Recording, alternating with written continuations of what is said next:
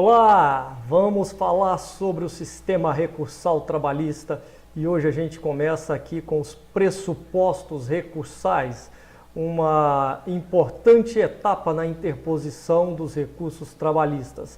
E para começar a gente fala sobre os pressupostos genéricos dos recursos.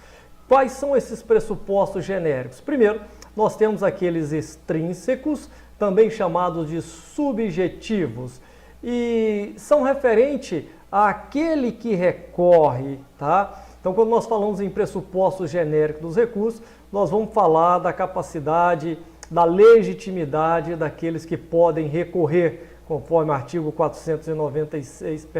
996 do Código de Processo Civil. No que se refere à capacidade, aqui nós nos referimos à capacidade civil, ou seja, toda pessoa é sujeito de direito desde o nascimento com vida, mas é preciso ter a capacidade processual.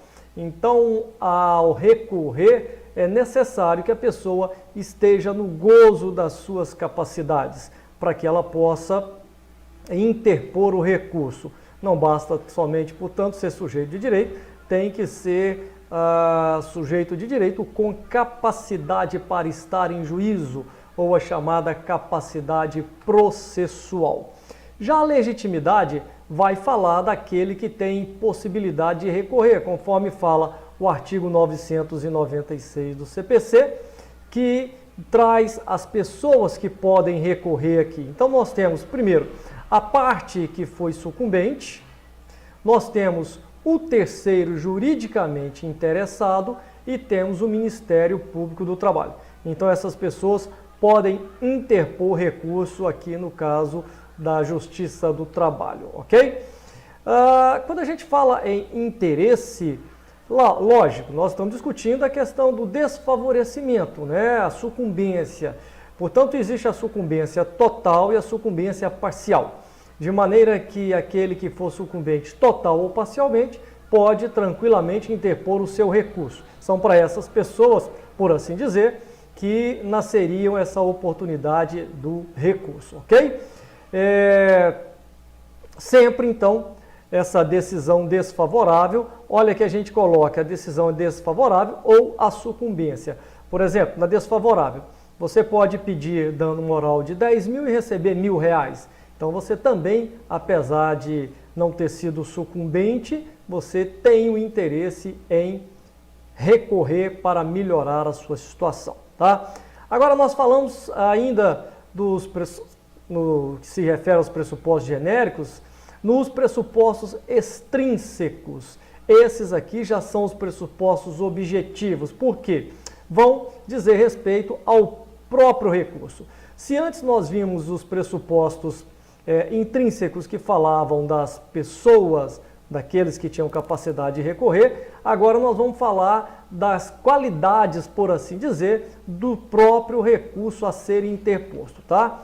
Então nós temos como primeiro pressuposto objetivo a recorribilidade do ato, ou seja, eu só vou recorrer se aquele ato for recorrível.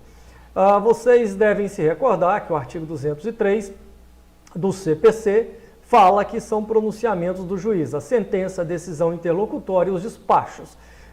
Por exemplo, nesse caso, os despachos não são recorríveis, as decisões interlocutórias não são recorríveis de imediato, mas as sentenças são recorríveis. Então eu preciso observar primeiramente aqui a recorribilidade do ato, ok?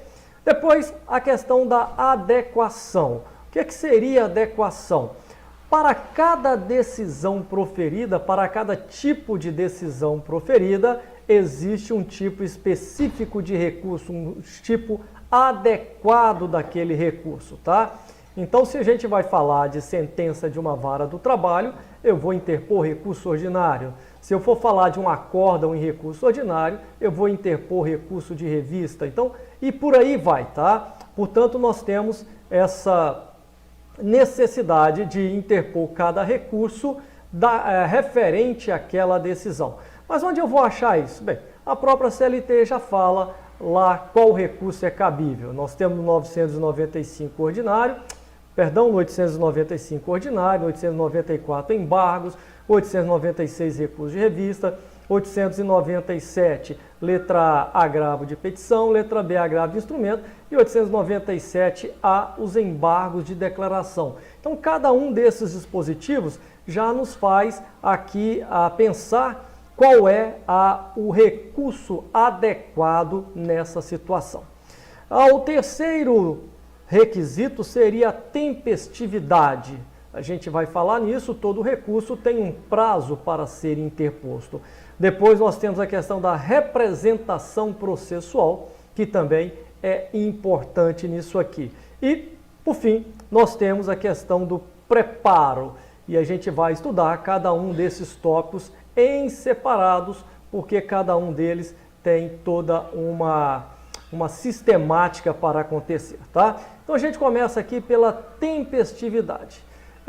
Entendam que o recurso é um ato processual e todo ato processual depende de uma formalidade, quando no mínimo a sua tempestividade tem que ser interposto no prazo alusivo àquele recurso, ok? Aqui na Justiça do Trabalho, portanto no processo do trabalho, o prazo geral, a regra geral é de 8 dias. Então, todo recurso trabalhista será interposto no prazo de 8 dias. Mas, observem que nós temos recursos que não são trabalhistas e são utilizados aqui na Justiça do Trabalho. E a gente vai falar sobre cada um deles depois e vamos dar essas especificações. Então, portanto, vejam aqui. As exceções são, primeiro, recurso extraordinário, 15 dias, é um recurso constitucional, não é especificamente trabalhista, tá? A questão dos embargos de declaração no prazo de 5 dias. E temos aqui a questão dos agravos regimentais. Nós temos 24 TRTs e esses agravos regimentais, eles seguirão a regra do TRT que o determinar. Lembrando que esses TRTs têm autonomia, e aqui, por exemplo, eu trago o TRT 4, prazo de 8 dias, assim como também o TST no seu regimento interno. Esse agravo regimental, ele ocorre no prazo de 8 dias. A regra é 8 dias pelo TST e normalmente todos os tribunais seguem esta mesma regra, tá? A Instrução Normativa 39 do TST, no seu artigo 1º, parágrafo 2º, já fala em 8 dias para a interposição de todos os recursos. Portanto, ficou muito fácil aqui. Qual o prazo que eu tenho para recorrer na Justiça do Trabalho? 8 dias para todos os recursos, exceto esses dois que eu passei, o recurso constitucional extraordinário e os embargos de declaração, tá? Todo recurso é composto de uma argumentação e nasce a oportunidade da contra-argumentação. O que é isso? É o princípio do contraditório estabelecido pela Constituição Federal. E qual seria o prazo para esse contraditório em contra-razões? O artigo 900 da CLT já nos fala que o réu, o reclamado, terá o prazo de 8 dias também para apresentar as suas contra-razões. Lembrando que aqui a União, os estados, o Distrito Federal, os municípios, as autarquias e fundações de direito público interno que não explorem atividade econômica, por força desse decreto, têm o prazo de em dobro para interpor os seus recursos. Tá? O decreto 779 de 1969. Então, essas aqui são as exceções. Observando que o prazo recursal ele é peremptório e não dilatório. O que isso quer dizer? O prazo ele é de 8 dias, não oportunizando alterações, salvo as regras lá do artigo 775 da CLT, que você vai perceber que nos casos de calamidade, esses prazos podem ser sim alterados conforme decisão judicial, tá? E quando a gente fala em prazo, em tempestividade, claro, nós temos que falar também da questão da interrupção e da suspensão do prazo. Aqui nós temos duas figuras jurídicas, da interrupção e da suspensão, que em absoluto não são duas coisas. Na interrupção, nós temos aqui que o prazo recomeça a contar, ou seja, desde que esteja interrompido o prazo para a interposição do recurso, ele será zerado e vai recomeçar a contagem do zero quando houver ou quando tiver terminada aquela condição suspensiva ali. Por exemplo, se você opõe embargos declaratórios, a própria CLT, no artigo 897-A, já fala que esse prazo para a interposição de qualquer outro recurso será interrompido, ok? Então aqui nós temos embargo de declaração. No caso da suspensão do prazo, aí sim o prazo vai ser estancado e vai reiniciar a contagem. Como isso funciona? Se eu tenho um recesso forense, por exemplo, que vai do dia 20 de dezembro de um ano a 20 de janeiro do ano seguinte, e eu tenho um prazo recursal que vai abranger exatamente esse período. Então, a partir do dia 21 de dezembro, ele encerra a contagem e reinicia lá em 21 de janeiro do ano seguinte, pelo prazo que ainda faltava. Se faltavam 3 dias, recomeça a contar aqueles 3 dias, tá? Chamando a atenção de vocês para a súmula 385, quanto a feriado local ou forense. Se houver ausência de expediente, existe a necessidade da comprovação da parte, olha aqui, ó, incumbe à parte o ônus de provar a existência de feriado local, tá? Isso aí nós temos essa regra no artigo 1003, parágrafo 6º do CPC, e aí é obrigação da parte afirmar lá para o tribunal a ocorrência daquele feriado local, sob pena de não ter aqui a tempestividade recursal, ok? Falando sobre prazo, uma questão, e se eu interpor um recurso antes de publicada a sentença ou acordo, a decisão que eu vá recorrer, ele é temporâneo ou extemporâneo?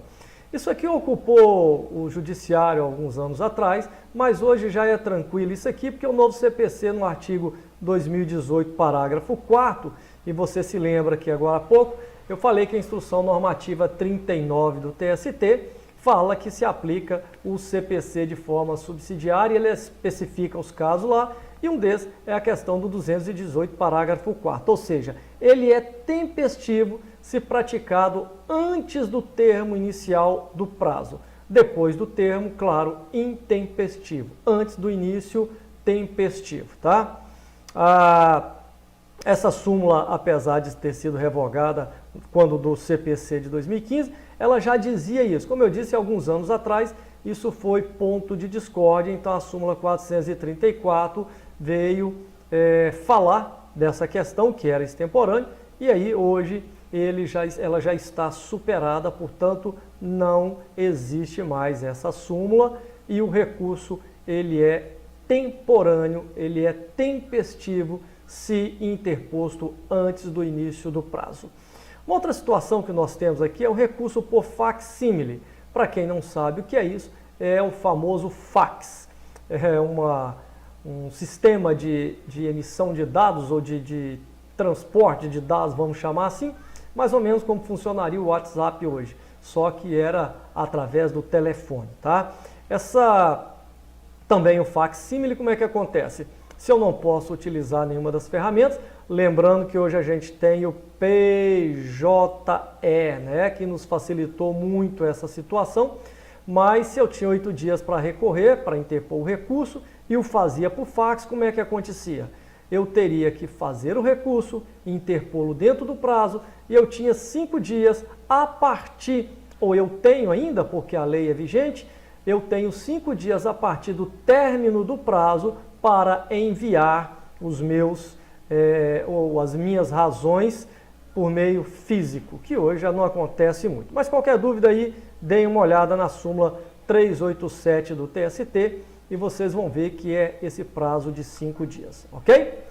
Atenção, cuidado, a OJ 310 da SD1 do TST fala sobre os litisconsortes. Porque se você pegar o artigo 229 aqui do CPC, você vai ver que litisconsortes tem prazo em dobro. Aqui no processo do trabalho isso não se aplica. Então tá aqui, ó, é incompatível com o princípio da celeridade. Então não tem prazo em dobro na Justiça do Trabalho, tá? Nos litisconsortes aqui não terá esse prazo dobrado do artigo 229, ou seja, o prazo sempre será comum, não interessa a quantidade de litisconsortes que estejam participando ali.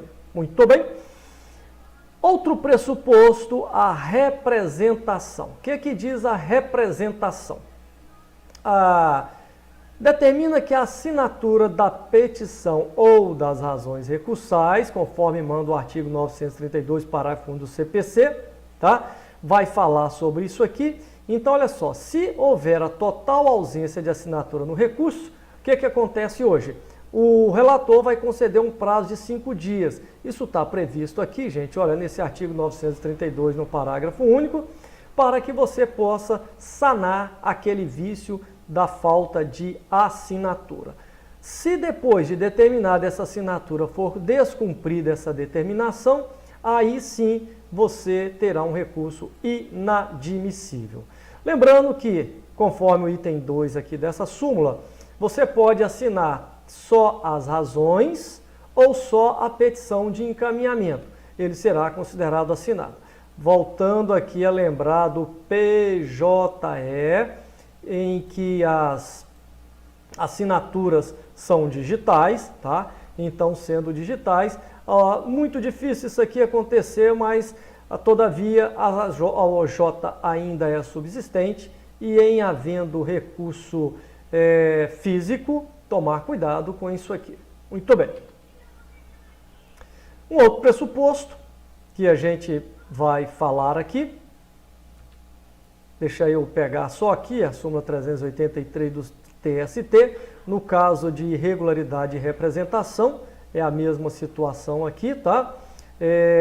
Eu preciso observar que se eu tiver um mandato tácito, esse mandato tem validade. Agora, olha só, é inadmissível o recurso firmado por advogado sem procuração juntada aos autos até a sua interposição. E como eu dizia, salvo se tiver um mandato tácito. O que é um mandato tácito? É aquele em que a parte se faz representar por um advogado sem lhe passar uma procuração. Porém, o ato que ele pratica é validado e é aceito pela Justiça do Trabalho, então dessa forma. E continuando aí sobre a representação, vamos falar aqui um pouquinho da súmula 383 do TST, que vai falar sobre a irregularidade de representação, tá? Mas aqui ela diz que é inadmissível o recurso firmado por advogado sem procuração, salvo se ele tiver mandato tácito. Então, olha, em caráter excepcional, o artigo 104 admite o advogado, independentemente de intimação, exiba a procuração no prazo de 5 dias após a interposição do recurso. Então, nós tínhamos essa súmula aqui, e ela teve essa nova redação em decorrência do CPC de 2015, ou seja, aqui que nós falamos no 932, parágrafo 1 do CPC, será oportunizada a representação ou o saneamento dessa falta de representação, mas se já tiver um mandato tácito, esse mandato fica valendo. Então aqui, conforme falava, olha só, o relator, o órgão, designará o prazo de 5 dias para que seja sanado o vício. Então, sanado o vício, não há nenhum problema, o recurso poderá ser interposto normalmente ou será admitido normalmente, tá?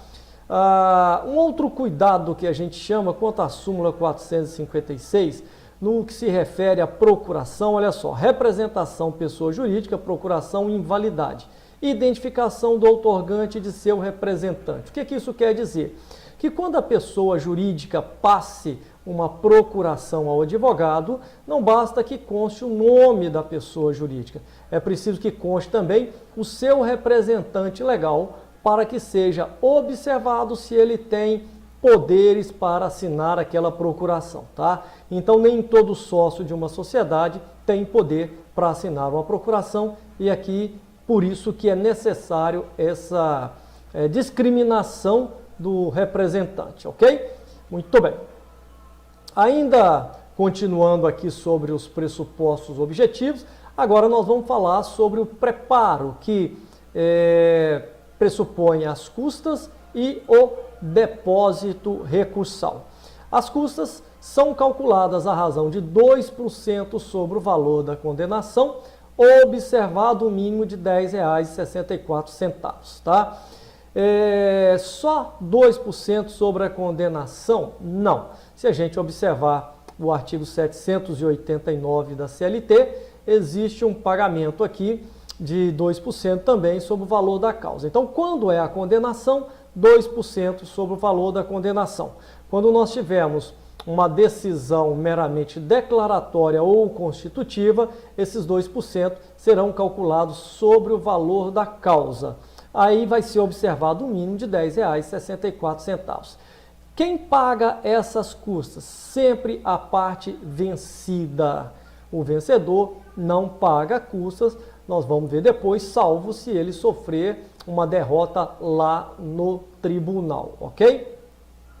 O artigo 789, parágrafo 1º da CLT, no entanto, diz o seguinte: essas custas aqui são pagas pela parte vencida ao final. Porém, está aqui, se você interpuser recurso, serão pagos e comprovado o recolhimento dentro do prazo recursal, ou seja, eu posso pagar as custas ao final do processo. No entanto, se eu quiser recorrer, eu tenho a obrigação de pagar essas custas aqui dentro do prazo recursal e demonstrar o pagamento. Afinal de contas, nós estamos falando de pressuposto objetivo de admissibilidade do recurso, tá? Então é necessário que haja esse pagamento e comprovação, conforme diz o artigo 789, parágrafo 1º.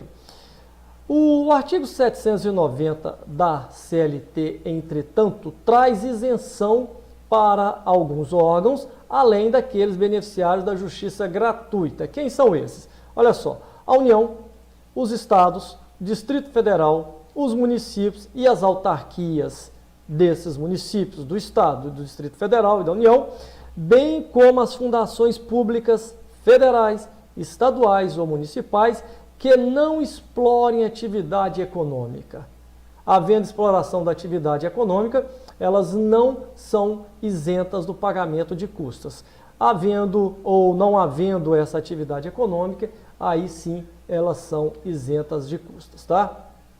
Então, o preparo, nós podemos ver pela súmula 25 do TST, aquilo que eu falava, olha só, as custas processuais, inversão do ônus da sucumbência. Quando é que isso vai acontecer? A parte vencedora na primeira instância, se vencida na segunda, está obrigada, independentemente de intimação, a pagar as custas fixadas na sentença originária. E a parte então vencida ficará isenta, ou seja, as custas serão devolvidas para aquele que pagou e aquele que não pagou, se restar vencido na segunda instância ou na instância superior, ele é que vai ter que fazer esse pagamento das custas, tá? Então, aqui está falando a mesma coisa, se já foram recolhidas, descabe novo pagamento pela parte vencida ao recorrer. E aí, ao final, o sucumbente vai reembolsar a quantia. Há uma devolução e o sucumbente, então, naquela outra fase, na fase recursal, vai pagar essas custas. Aqui não caracteriza deserção a hipótese em que é crescido o valor da condenação, não houve fixação ou cálculo do valor devido a título de custas e tampouco intimação da parte para o preparo do recurso. O que é isso?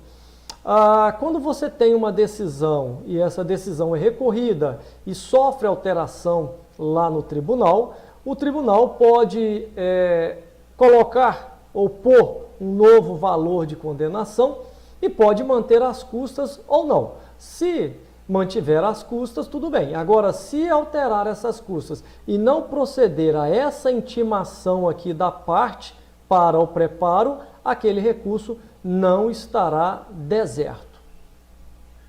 Aqui é a questão do reembolso, tá? Então, mesmo que a parte vencida for pessoa isenta, aquele que já recolheu as custas para recorrer vai ter o direito de poder pedir a sua devolução. Portanto, é isso. Esse reembolso ele é dado àquele que foi vencido em primeiro momento e vencedor no segundo momento, ok? Na OJ 409 da SDI1, quando fala da litigância, as pessoas podem ser punidas por litigar de má-fé, conforme acontece no novo CPC lá no artigo 82, mas essa multa aqui, ela não é necessário o seu pagamento para interposição de recurso, tá? Nós falamos das custas. Essa multa aqui, por litigância, ela não faz parte do preparo. A questão do depósito recursal, ele é também inerente ao preparo, nós já falamos das custas, e o artigo 899 fala desse recolhimento aqui do depósito recursal. Portanto, vejam bem, como é que funciona isso? Lá no artigo 899, parágrafo 1º e 6º da CLT, vamos falar sobre como é feito esse depósito recursal, tá? Então aqui nós temos hoje aqueles valores que falam lá no 1º e no 6º já não tem mais aplicabilidade. Então nós temos aqui, por exemplo, hoje são valores deferidos pelo TST e a partir de 2019 eles estão da seguinte forma: se eu quiser interpor um recurso ordinário, eu vou pagar R$ 9.828,51. Vamos retirar essa palavra eu vou pagar e vamos colocar eu vou depositar, porque aqui não é pago. Esse depósito recursal tem natureza de garantia do juízo. Agora, se for um recurso de revista, embargos e recurso extraordinário, o valor já seria o dobro, R$ 19.657. Um recurso em eventual ação rescisória segue o mesmo valor de R$ 19.657,02. Tá? Então, esses são os valores hoje para o depósito recursal. A forma de calcular esse depósito recursal, a forma de calcular as custas, nós vamos deixar para uma outra oportunidade. A gente vai explicar isso bem direitinho, num quadro bem tranquilo que vai dar para se entender bem melhor.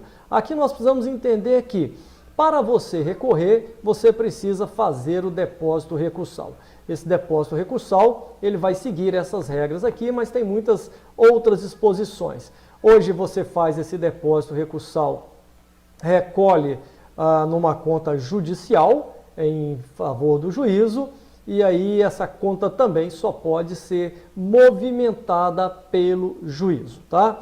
Aqui no caso, a União, os estados, Distrito Federal, municípios e autarquias não fazem depósito recursal. Já as fundações e empresas públicas, sim, elas fazem o depósito recursal. Elas estão isentas das custas judiciais e não do depósito recursal, ok?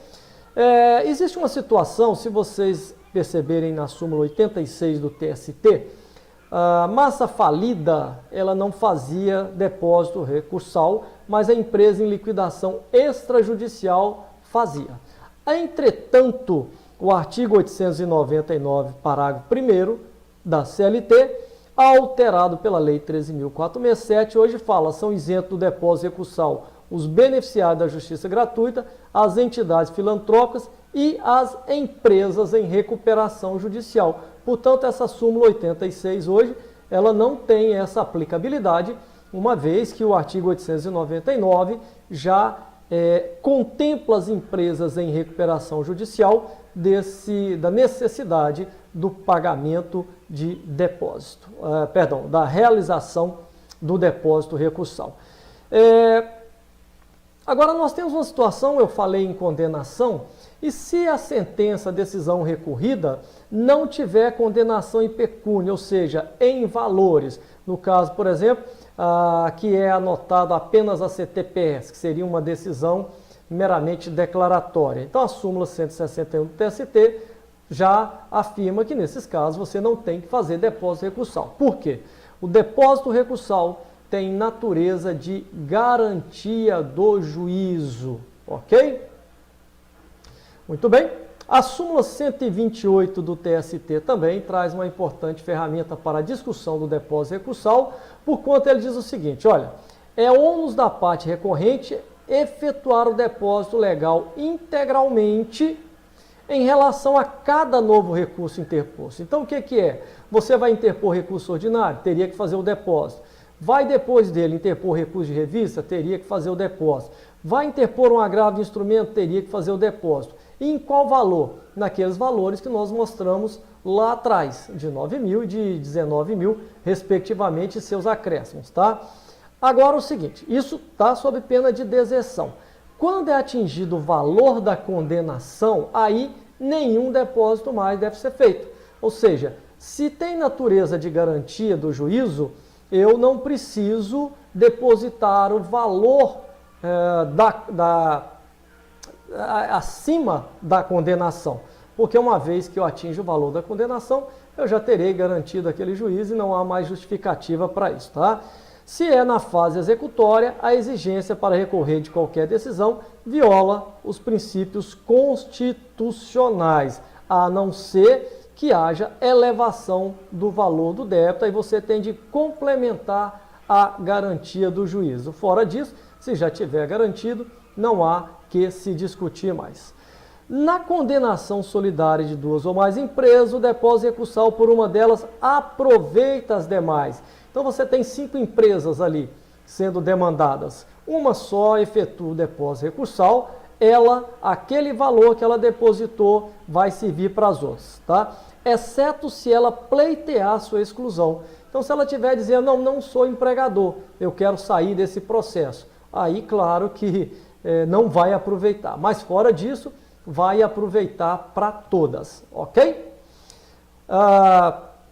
O prazo para que você faça o depósito recursal, nos termos da súmula 245, feito e comprovado no prazo alusivo ao recurso, ou seja, o prazo para qualquer recurso na Justiça do Trabalho é de 8 dias. Então você pode fazer o depósito recursal no primeiro dia, comprová-lo até o 8º. Pode interpor o recurso no primeiro dia e fazer o depósito recursal e comprová-lo no 8º dia. Então, desde que esteja dentro do prazo alusivo ao recurso, tá? E o recurso não será considerado deserto. Então, a interposição antecipada não prejudica essa dilação. Eu posso interpô-lo no primeiro dia e fazer o depósito recursal no último dia. Esse aqui é um quadro que a gente vai trabalhar depois, aquilo que eu falei para vocês sobre essa situação de discutir o depósito recursal, ok? E para a gente terminar, eu gostaria que vocês acompanhassem aqui comigo essas situações aqui que a gente tem, em que, olha só, o depósito recursal, como eu já tinha dito, é feito em uma conta vinculada à disposição do juízo e corrigido com os mesmos índices da poupança, tá? Foi alterado pela Lei 3.467 de 2017. Muito bem. Aqui outra questão também que eu quero chamar a atenção de vocês é no caso de interposição do agravo de instrumento. Então, nesse caso, o depósito recursal vai corresponder a 50% do valor do depósito do recurso ao qual se pretende estrancar. Se você quiser destrancar um recurso ordinário, metade daquele valor. Um recurso de revista, metade daquele valor. Um recurso extraordinário, igualmente, ok? E aqui nós temos, se o agravo de instrumento tiver a finalidade de destrancar recurso de revista que se insurge contra a decisão que contraria a jurisprudência uniforme do TST, quando substanciado nas suas súmulas ou OJ, não haverá obrigatoriedade, tá, de depósito recursal. Então, o agravo de instrumento, nessas situações aqui do parágrafo 8º, não tem que fazer o depósito recursal. Outra alteração importante que a Lei 13.467 trouxe está aqui no parágrafo 9º. Essas entidades aqui, entidades sem fins lucrativos, empregadores domésticos, microempreendedores individuais, as microempresas e aquelas de pequeno porte só vão pagar ou vão depositar a metade daqueles valores de qualquer maneira, tá? Então isso é uma novidade trazida pela Lei 13.467. E aqui o parágrafo 10, aquele que eu já falei lá atrás, ele traz esses órgãos aqui, beneficiários da justiça gratuita, as entidades filantrópicas, as empresas em recuperação judicial, não têm a obrigação de proceder ao depósito recursal. E aqui uma novidade também, que ele pode ser substituído por fiança bancária ou seguro garantia judicial, ok?